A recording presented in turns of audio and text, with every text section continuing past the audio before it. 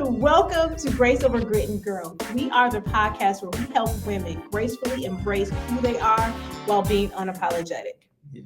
I am Monique Fisher. And I'm Alita Anderson. And welcome to Grace Over Grit and Growth. Yes, season two. Season two. We doing it. So thanks for tuning in. Today we're following up on our last couple of episodes have been just talking about medical things that are important, how to work in the medical industry, how to navigate the healthcare system. Yeah, so all the things. So we really want you to know that your health matters. So today we're going to take it a little bit further, and we're talking about why advocacy matters. And we're talking specifically in the medical field when you're going to your doctor's appointments. And we'll kick it off with, Monique, can you share with us what is the definition of an advocate? So for healthcare advocacy, right, is speaking up, right, to ensure that you or someone, your loved one, gets the best possible medical care. So that's what we mean by advocacy.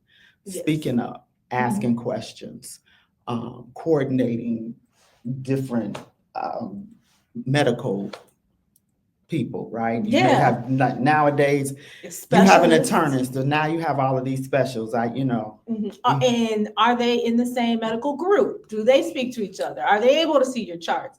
So although it's a conversation, and I think pretty much, I know from Monique and myself, we don't have a problem advocating for ourselves in our daily lives. And most people don't. You'll speak up about something you feel that you're entitled to, or that you there's a certain level of treatment that you feel like you should have.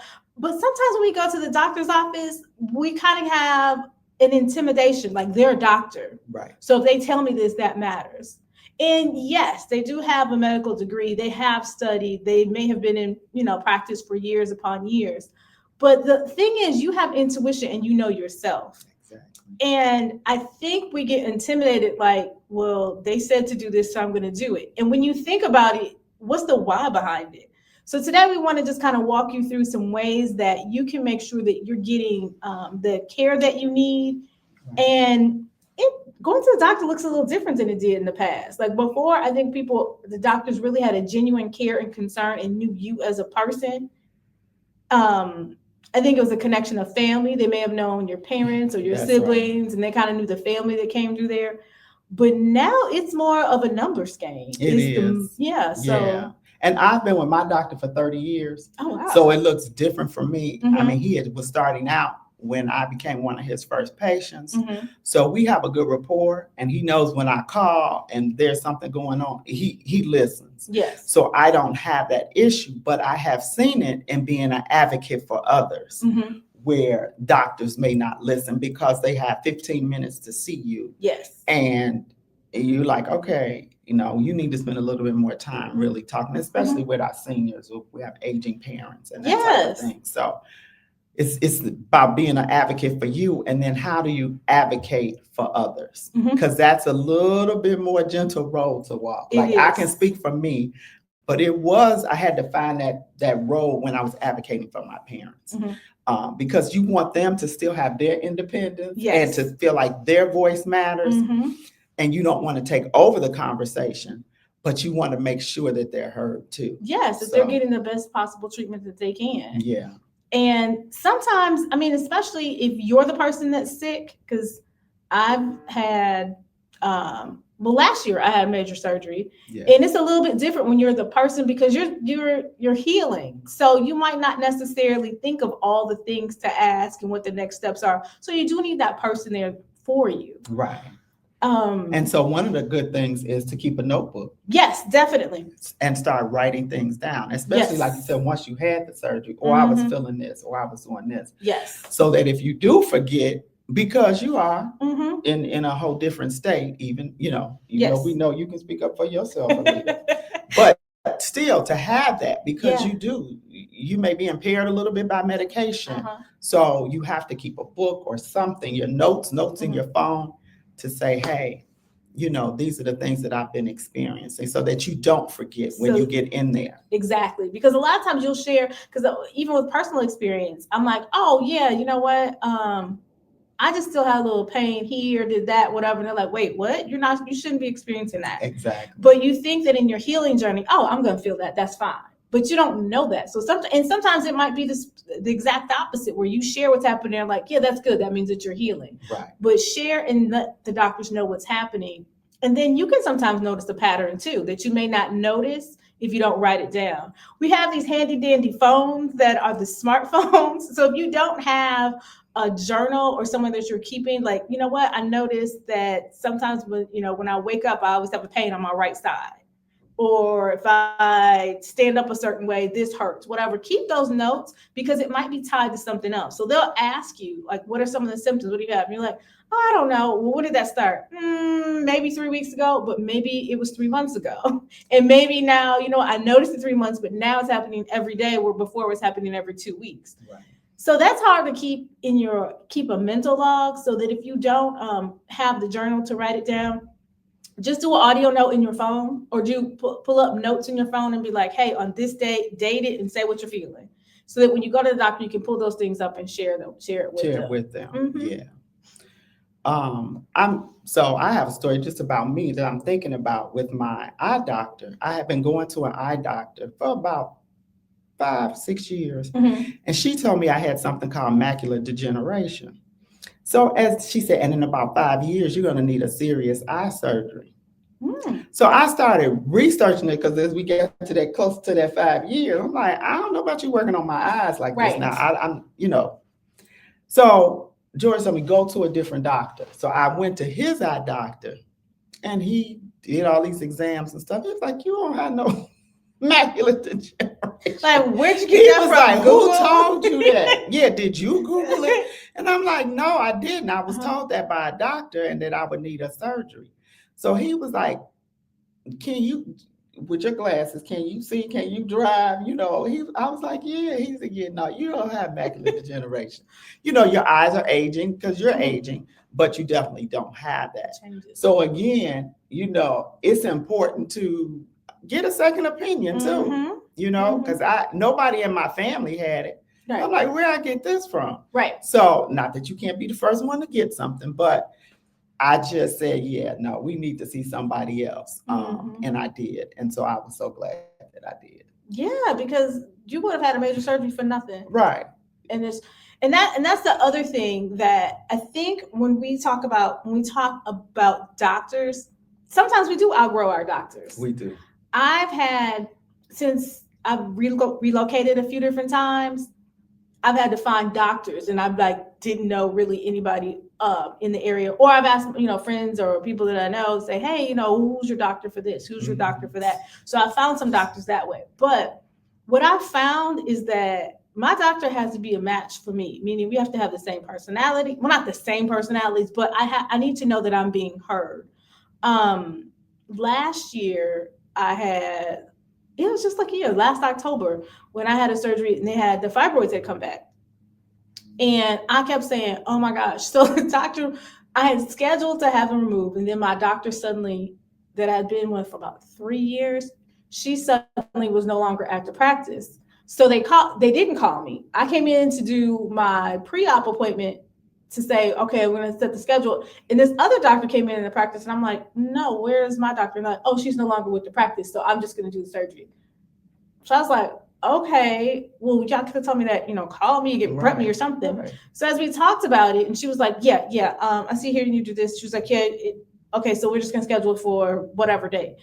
And I was like, yeah, but I'm starting to feel, because she told me if I started getting more pain in my side to do this different, we were going to move things up. So I was saying to her, she was like, yeah, but I'm scheduled out to this date, so you're just going to have to wait. So now I'm like, no, I'm not going to wait. And I don't really like you. Right. So I'm not, Where is my doctor? I'm like, you're not cutting on me at all, because I don't like your attitude when I'm sitting here. So I certainly don't trust you when I am out of it. So I was like, nope, not going to do it. So I left that day, and I'm like, I need to find a doctor. And so happened, this is crazy. I was at a Juneteenth. One of my clients had a Juneteenth barbecue, and she was telling me she'd met all the neighbors. It was really a really nice get together. And she was like, oh, and that's my doctor, whatever. She's a doctor. And I was like, wait, what kind of doctor is she? And she told me, and I said, oh, that's what I'm looking for. So I went over and I talked to her and I said, I know this is going to sound crazy. I said, but let me just tell you a little bit what's happening. I didn't know if you're taking new patients. And she was like, oh my gosh, yes, reach out to me, blah, blah, blah. That following week, I reached out to her. And I think maybe 2 weeks after that, I went in, sat down with her. She had me send all of my charts and stuff over. And then she had ran, I think I did another ultrasound. We went through everything. And so she was like, no, this is not normal. You are in way too much pain. And she was like, and we need to schedule this sooner than later, which is what I felt when I went there. And I'm like, okay, cool. So we did that. And when I tell you, we laugh about it. She was like, so you were just going to let some people tell you that you were okay? You knew you weren't okay. Yeah, like, why would you? I said, no, but it was surgery. So I just can't do it. But now, like, the way that we communicate and the way that, because I have a high pain tolerance as well. Mm-hmm. And I move fast. So I'm like, okay, well, how long is it going to take for me to heal from this? And how long is this? And she was like, when you heal. Like, so I need that personality. This person's not going to be like, oh, yeah, just jump back into it, blah, blah, blah. She matches my energy. And I know that she has a genuine concern for my care. So saying all that to say, you definitely need to get a second opinion. And it's okay. People feel like you can't interview your doctors. You can. You need to have somebody that's going to go to bat for you and even press you on some things that you may not be in 100% agreement with, just to make sure that you're okay. Because sometimes it's something we need to do something a little bit differently than what we thought we would do, or we're just not comfortable with. But as long as it's a good reason and it makes sense, you should trust your doctor enough to follow suit, not just blindly, right, but know that, they have your best interest at heart. And when they're giving you that plan of care, ask questions. Ask questions. So you're saying I need to take this medication for 2 weeks, or I'm going to go get this blood panel work, and then I'm following up with you in 2 weeks. And in 2 weeks, you're going to tell me what we need to do next, or what is this blood panel for? Right. Because sometimes you'll be like, yeah, they sent me for blood work. Why? I don't know. And then I'm going to go back. And then what are they looking for? I don't know. So ask those questions so that you understand. Now, we're not saying you're going to understand all the medical terminology, things like that, but your doctor should be able to break it down so that you understand the why and what the plan of care is. And if this doesn't work, then what? So you should never be just guessing about what's next with your health. So let me say this. So you mentioned that, okay, so now you have this new doctor. Mm-hmm. So now you got to get medical records. Yes. What is that? So now you probably have doctors that are not in the same network. I did, because this particular doctor was not affiliated with the hospital that my other doctors were affiliated with. But I didn't care, because I'm like, no, I want to go to her. So I asked her about that. And I'm like, okay, so what do we need to do? And she had her staff really walk me through. They were like, okay, where's your information? Because I had my chart. Okay. So they linked my chart from the other hospital to her office. So everything they could see in real time, just like I was able to. And they did the request for medical records while I was there and had me sign off on it and sent it over. But it wasn't a difficult process, but had she just said, you need to go do this, it probably would have taken me more time than actually sitting down and doing it. So they aided you in that. They had a form to do that. Then, so maybe these My Charts do, because you have My Charts for the different networks. They probably do sync up. They do sync up. They have to do a request, and you have to do like an authorization. So that's what they did, and they were able to pull it. And it was funny because the hospital that I was originally affiliated with, when I put in their information, they were like, no hospital found. I'm like, what do you mean? I know this hospital exists.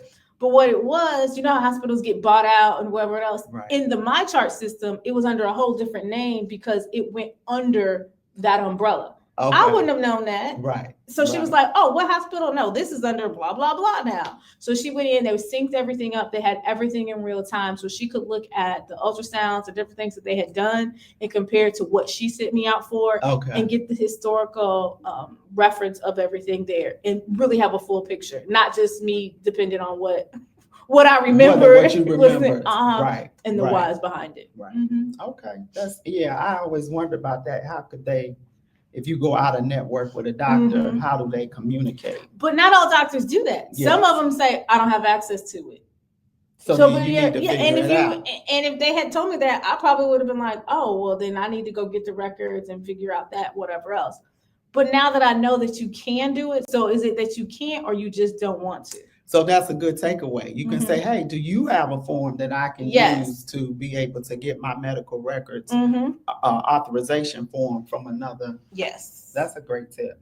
Yep. Use your doctors. We paying them enough. We definitely are. And when you go in, you go in with a plan. Like, yes, I am here today because my back hurts and I can't do X, Y, and Z. And they're like, oh, okay. They're like, why are you doing? Oh, I got some aches and pains. Like, get specific so they can get specific of what your diagnosis is. Because I don't know, sometimes I've had this happen too. And I'm like, wait, who are you? Where the doctor's kind of asking you questions. And they're like, so do you think it's this? I don't know. Like, and if you asking me now, I'm concerned because why am I here? Like, I don't know. Do you think it's that? I don't know. Well, you know the old joke. They say it's a practice, and they practicing on you. So we need to have a little bit more involvement in that practice. Definitely. And I've had people also say, not necessarily that they're intimidated and they do speak out for themselves, but then they feel like they're not being heard. Yes. So what do you do with the brush off, of the, oh yeah, that's because I've had that happen to me. It's like, oh, that's normal. Normal for who? Right. Because that's not normal. It's never happened to me before. So I don't think it's normal. So what do you say? Like, what do you mean? I had, so as you know, leading up to me figuring out what was going on with the fibroids, every day for about a year, by the end of the day, my left foot was about a half a shoe size bigger than my right. It would swell up by the end of the day, and when I wake up in the morning, it would be fine. It wasn't painful, it was just swollen. So I was going all over trying to figure out. I went to the foot doctor. Nope, your feet are perfectly fine. I'm like, well, no, they're not, because this is not normal. And they could not find anything with it. And then they sent me to a vein specialist. And when the vein specialist did work, they figured out that it was a circulation issue. Something was cutting off the circulation to my foot over time during the day.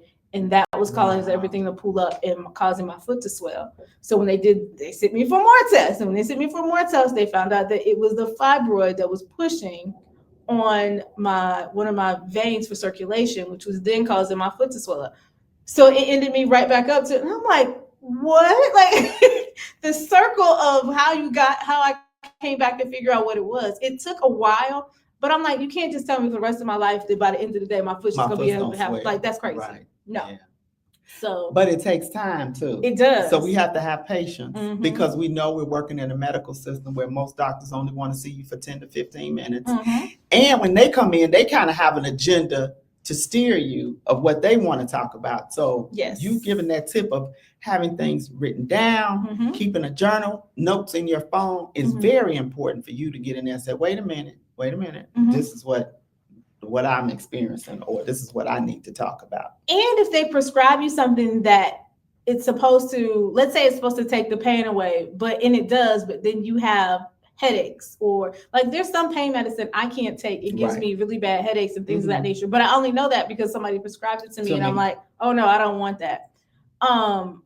Just because they prescribe something for you, if it had, we've seen these commercials and everything else that everything has some type of side effect. Not everybody's affected by those side effects, but if you are, you need to let them know that too. Don't just keep taking stuff because it was prescribed. Right. And then, or what I do is, I'm allergic to that. Whatever that medicine is that gives me those intense migraines, and then I have them put it in my chart. Well, I'm allergic to it. So then they don't even tend to question you if you go to another doctor. They just see that that's something that you're allergic to.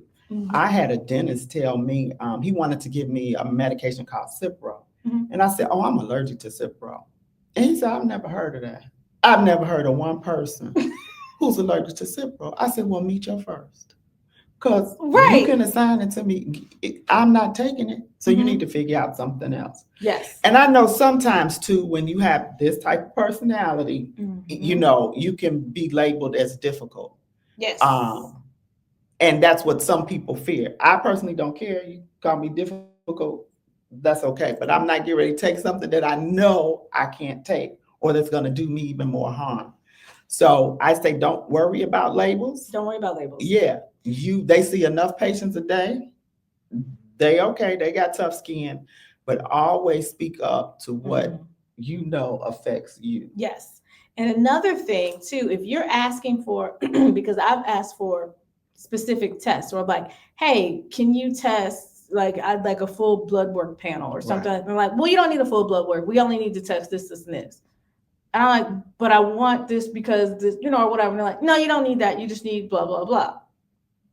Okay, so can you write in my chart and let me know that you're refusing to give me a full, and then it's like, well, we'll just do it. So now it's not a problem. So when you ask for the documentation, sometimes there may be a reason. So let's say it might be, okay, you can't do that because your insurance only pays for it once a year and you got it, so you can't do it again until February. Okay, that's a better explanation than just telling me no. No, right. But if you're coming up against that, where they're not doing something that you're asking, whether it be tests or not, honoring what you're saying, ask for it in documentation. Okay, can you notate that I requested this, this, and this, and you're saying no? Then it's like, oh, do we really want to do that, or do you want to just do the test? Right. So that's a good. I said that's a good way to test the temperature of what they're saying, if it actually is a brush off or if there's a reason behind it. Right, and then let them give you the full reason. Yes. Don't just tell me. Don't just tell me no. Yeah. And I think too, when we think about advocates, we have to be advocates for ourselves, but I'm also, like you mentioned, you have to be advocates for other people. Yeah. Because when some people are sick, they're like, okay, great. I'm just trying to get home, or I'm just trying to get out of this pain. Okay, great. Prescribe what you need. And then it's like, okay, I got 3 medicines that I picked up from the pharmacy. I think I'm supposed to take this one. And you're like, wait, this is twice a day. This one's once a day. What is each one for? You may not remember. So try to take someone with you, especially if it's someone that's older.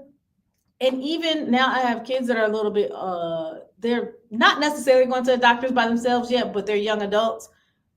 And I try to get them to be like, okay, you go to the doctor. Yes, because one, go to the doctors to see what the process is like without me, because I've always taken them. Right. And then how do you present your insurance? What do you do so that they're there? So if they are out on their own, they understand how to do that. But on the flip side, my parents are at their age, they're older, they're retired, and I'm in Illinois, they're in Michigan. So I'm like, so what did the doctor say? I don't know. They said, well, and I'm like, what do you mean you don't know? So now my sister and I have tag teams. We have all the passwords for the My Charts. So We're like, okay, they sent you for this, this, and this. And it's so funny. My mom had a procedure a couple years ago, and my sister would take her to some of the appointments. And some of the times she'd be like, hey, I have to work. Can you be on the phone with mom? So I would, either she would FaceTime me in, or she would just call me on speakerphone. So we would know what they actually said and what her next steps were and blah, blah, blah. So my mom just went in for a checkup. We laughed. She told us the other day, she was like, oh, you're the lady with the girls. Because the nickname for my nickname for my sister is, we call her House, Dr. House. Dr. House. Because I'll be like, oh, shoot, like, I'm one person and I am guilty as charged, but I just keep moving. I'll be like, I'm going to take me a Tylenol or drink some extra water and I'm going to keep it pushing. Like, if it's not like something broken, I'm going, this is really bad, but my foot was broke for about almost 2 weeks. And you didn't know it. I kept going. Okay, and then it swelled up and it was blue on the side by my ankles. I went in and they were like, what happened? I'm like, I don't know. It's like something. And my foot was actually broken. And he was like, how are you walking around on this? And I'm like, what do you mean? It was really bad. I had a foot across the top of my foot. It had just cracked, like right below my toes, but on the top of my foot, it was a crack all the way across. Girl, I would have been screaming, my foot is blue. My foot is blue. Yeah. I mean, once it did that and it swelled up, then I did go to the doctor. But I was like, it's a little tender. He was like, what do you mean it's a little tender? Like, how are you even able to get your... Yeah. I have a very high pain tolerance. So that's why I know if something hurts, then I'm like, oh yeah, it's probably something really wrong, because if it bothers me. So yeah, so I'm that person is guilty as charged. I'll just keep it pushing. But I like that tip that you're in a different state than your parents. Mm-hmm. So being on the phone, here we go with the phones, they smartphones. You got the FaceTime, or if you just on speaker. I want to hear what's going on that appointment, so that I can be aware of what's going on, so I can help my mother or father manage this. I have a story when my father, he had an appointment, and they had called my mother, and so they said he needs somebody here with him. So of course my mother called me. So I take them to the doctor, and we go to the doctor, and I can laugh about some of this now, but I couldn't then. But actually, they had said that my father had liver cancer. They didn't say liver cancer. They were talking about malignancy and this. And I'm just observing them with the doctor. I didn't speak much. And then we got in the car, and I'm just so emotional. And I'm telling my dad, we're going to get through this. We're going to make sure we get you the best care and all of this. And he was like, what you talking about? I said, excuse me? And he said, what you talking about? I said, they just said you have liver cancer. Ain't nobody said the C word. Where you get that from? And my mother, who's in the back seat, I'm like, she get ready to back me up. She was like, what doctor's appointment were you in? I said, no, what doctor appointment were you in? I'm like, oh my God, they didn't get it. I think they heard it, but they didn't want to hear it. They didn't want to deal with it. My father's like, just take me to the casino. I'm going to get my buffet lunch and play me a few games. So it was in that moment that I realized that I needed to be an advocate for them. And like I said at the time, I can laugh about it now, but I was scared. That scared me more than the diagnosis. Yes. I'm like, what is happening?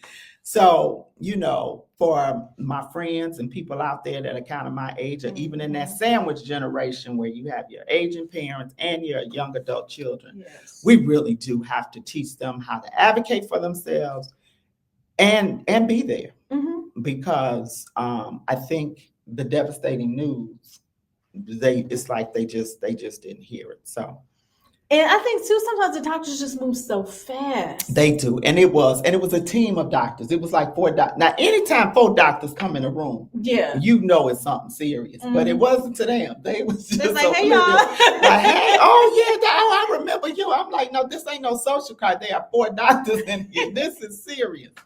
So I think, we really do have to do a better job of advocating and teaching. I love what you said earlier too. We have to teach our young people how to advocate for themselves. They need to learn how to go in and talk and speak up. And you also made another point. They need to learn their norms. What is your normal blood pressure? What is your normal heart rate? Or I'm like, I learned this definitely from my sister, because she would be like, it was something.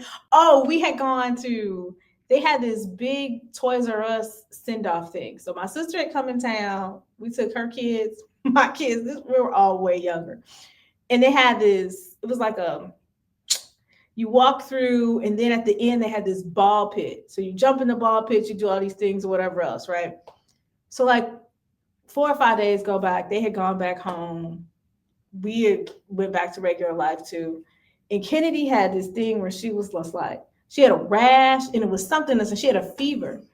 So I was on the phone. I just happened to be on the phone with my sister, and I'm like, I don't know. She was like, send me a picture. So I'm like, oh, glory, here we go. So I sent a picture, and she was like, that's hand, foot, mouth disease. And I was like, what in the world is hand, foot, mouth disease? Like, what are you talking about? She's like, it's probably from the ball pit when we were there last weekend. And I said, what?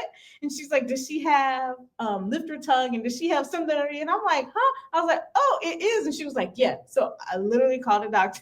We go in, and that's exactly what it was. I never even heard of that. Is your sister a doctor? No. So she was going to become a nurse. Oh, okay. So she has some. Yes. And what deterred her from becoming a nurse is when I had first moved here, I had to get all 4 of my wisdom teeth pulled. So she came over, took me to the dentist. I got all 4 of my wisdom teeth pulled. And something happened where one side of my gums swole up really bad. And so my face looked like what's that movie with Will Smith?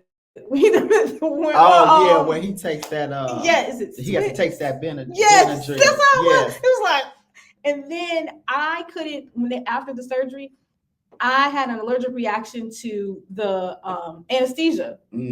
So when they were trying to wake me up, I was just like shaking, like I was having a seizure almost, but it was shaking. So then she was just like, yeah, no, I don't want to do medical. I don't want to do medical. She was like, oh my God, that was scary. It was gross. It was all these things. So she deterred and did not go into the medical field. Okay. But I still think she should have went because she literally knows. She'll be like, oh no, that's a symptom of blah, blah, blah. I'm like, how do you know this? Oh, wow. So yeah, so the kids will be like, we're gonna call TT and see what's going on. And then we'll call the then we'll call it. Yeah, we're like, I think I have an ear infection. I'm doing this. So yeah, so that's our in-house medical practice. Okay. I'm like, is she a doctor? No, okay. She's our internal doctor. She's your internal family doctor. Okay. All right, sis.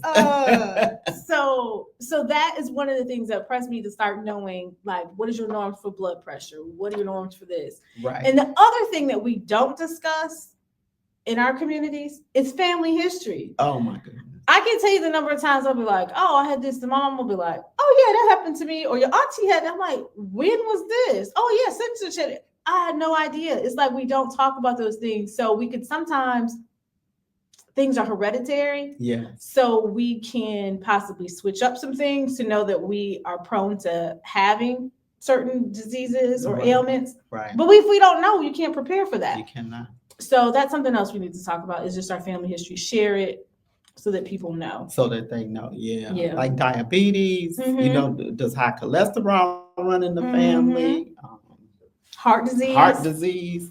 Yes. There's all different types. My father had some type of anemia. It was called cereblastic anemia. And that was in my family. And I knew that if I had married somebody with sickle cell, then my child would have had sickle cell because of the trait that I carried. Oh, wow. So it is very important to really understand. And with my mother having ovarian cancer too, I got genetically tested. And so it was kind of like it's not hereditary in my family, but I did have the genetic test just to see. Yeah. And so those things are important for us to do too. So then you know. So you know, exactly. And those are things that you can tell your children too. Yeah, and they tend to ask you too a lot with cancer. They ask about the maternal side. Yes. Did your maternal aunt? They even go into aunts. They ask you aunts, uncles.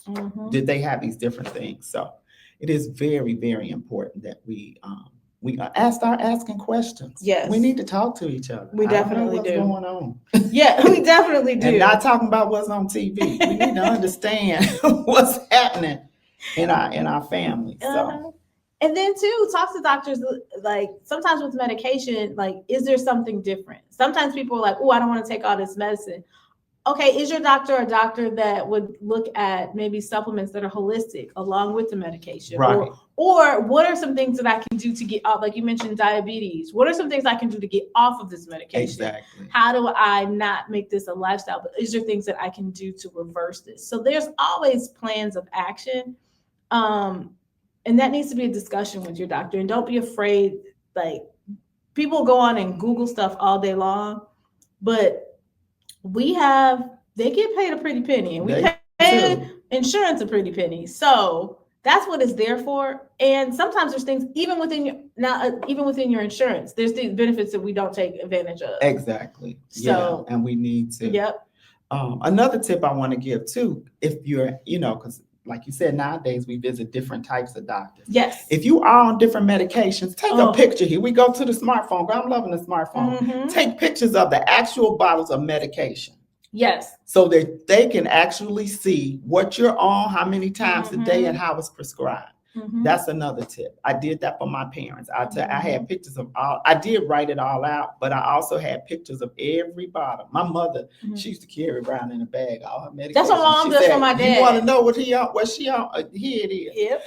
So you can do that, and it's nothing wrong with being old school. Nope. But again, if you don't want to do that, then take a picture of everything so that they know exactly what you're And if you go to the same pharmacist, like we do CVS, if you go to the same pharmacist, you can log on to their app and it prints you can see all of your medicines in one spot. And you can go like back a year, you can go back to current, you can do the time frames. I didn't know that. So, but again, if you tell the doctors where they can usually help you get to it, but you'd have to have the app. If you don't, just like she said, just take pictures of it. Old school. This is what you have, because on that label it's going to tell you the dosage, the frequency of how you take it, all of that. So you'll have all that information there for you. Yeah, because you don't want medications interacting with each other. Yes, and sometimes they do. Know. And if one doctor doesn't know, they may not even know that, okay, well, if you're doing, or they'll say, since you're on this, we're going to have to use this medication instead. So they'll need to know those things. So definitely, if anything, overshare.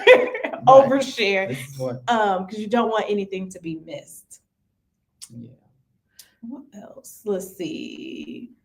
We talked a little bit about, so symptoms. We talked about symptoms and we talked about being an advocate for someone else. So this reminds me of my parents as well. But if the person who's sick, who's there with the doctor, and you're there just as an advocate or just at the doctor with them, if you know that they're like, they can't eat this or they can't sleep at night, whatever else, don't be afraid to be like, yes. Because share those symptoms with the doctors. Absolutely. Because sometimes people get there and they're like, well, no, it's not that bad. I can sleep about 4 hours a night, so I get some sleep, but so I'm not sleeping, but, or whatever it is, share that and then have a plan of action. So don't be afraid to speak up on their behalf either, because you want to make sure they get the best care that they can. Yeah.